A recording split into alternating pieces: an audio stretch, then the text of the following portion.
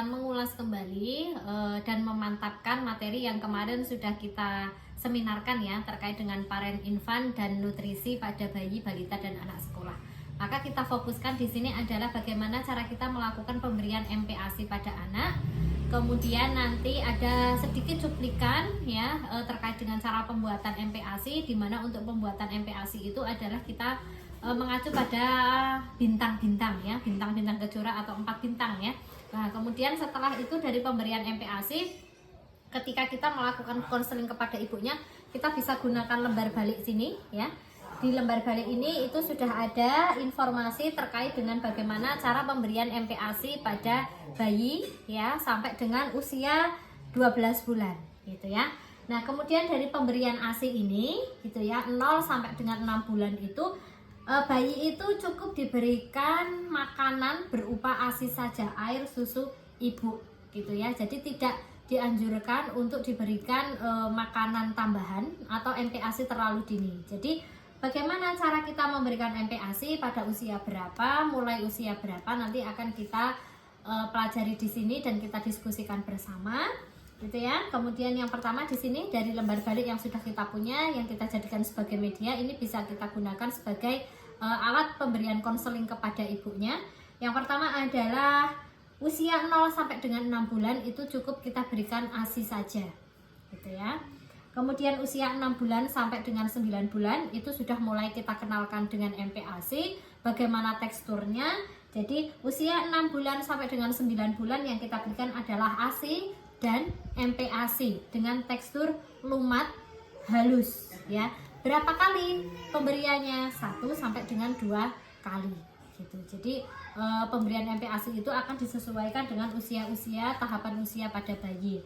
Selanjutnya di usia 9 bulan sampai dengan 12 bulan atau dia itu bayi sudah memasuki usia 1 tahun, maka tetap kita berikan ASI, kemudian ditambahkan dengan makanan ya, makanan pendamping ASI ini dengan teksturnya adalah lunak gitu ya, berbeda dengan yang ada di usia 6 sampai dengan 9 bulan yang dia itu bersifat lumer gitu. Usia 9 bulan sampai dengan 12 bulan ya, itu kita berikan MPASI dengan teksturnya lunak dengan pemberian 2 sampai 3 kali dalam 1 hari. Kemudian nanti diberikan 1 kali tambahan makanan selingan. Untuk makanan selingan ini bisa diberikan dalam bentuk buah gitu ya. Jadi setiap pemberian MPASI itu kita bisa jadwalkan kapan pemberiannya, kapan memberikan makanan utamanya, makanan selingannya gitu. Makanan selingan itu bisa kita berikan dalam 1 hari 1 kali gitu. Oke. Kemudian selanjutnya, nah di sini ada MPASI yang kita berikan usia 6 bulan sampai dengan 19 bulan ya.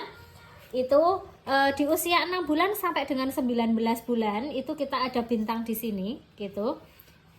6 sampai 9 bulan ya, maaf ya di sini. Usia 6 sampai dengan 9 bulan itu bentuk dari makanannya itu lumat halus. Jadi dia itu ASI, cukup ASI saja, kemudian lumat halus. Pagi nanti kita berikan, kemudian setelah itu lumat halus ditambahkan dengan sari buah, kemudian dia diberikan malamnya ya, itu diberikan ASI saja. Jadi jadwal pemberian untuk bayi usia 6 sampai dengan 9 bulan itu contohnya pagi jam 7 itu diberikan makanan utama, kemudian nanti selingannya jam 10 gitu ya, kemudian jam 12 itu kita berikan makanan utama, kasih selingan lagi jam 3. Nah setelah itu baru malamnya kita berikan ASI. Lanjut ke sini, nah ini adalah MPASI pada usia 9 sampai dengan 12 bulan. Itu bisa dalam bentuk nasi tim, kemudian atau bubur kacang hijau ya. Nasi tim ini merupakan kombinasi dari makanan utama dan makanan selingan. Selanjutnya malam hari kita juga bisa berikan ASI gitu. Ya.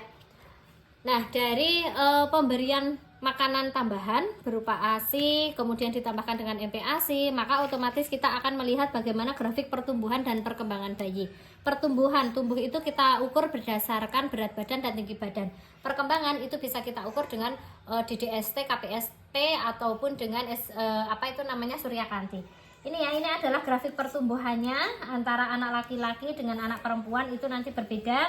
Biru itu menunjukkan anak laki-laki, kemudian yang perempuan itu menunjukkan pink itu menunjukkan anak perempuan.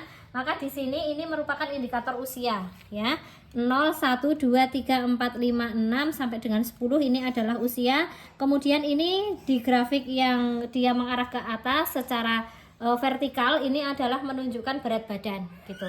Maka dengan adanya ini ya, grafik pertumbuhan ini, kita bisa kita bisa tuliskan di sini. Misalkan untuk Hatch Maherdian itu dia lahir dengan berat 3780, dia usia lahirnya sekian.